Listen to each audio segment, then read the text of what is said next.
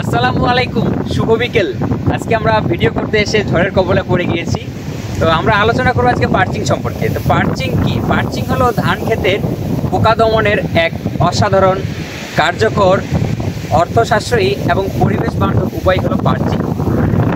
Perching হলো ধানের জমিতে বাঁশের কঞ্চি বা গাছের ডাল পুঁতে দিয়ে পাখি বসার ব্যবস্থা করে দেয়া।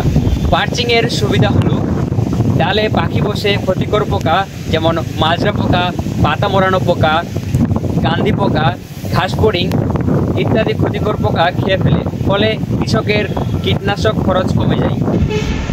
কখন পার্চিং করবেন? চারা লাগানোর 20 থেকে 25 দিন পর প্রতি 100 বর্গমিটারে একটি বাঁশের কঞ্চি বা গাছের ডাল শক্ত করে পুঁতে দিন।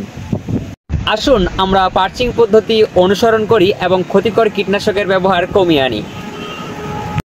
এরকম কৃষি বিষয়ক আরও তথ্য পেতে অ্যাগ্রোমেন্টর পেজের সাথে থাকুন। ধন্যবাদ।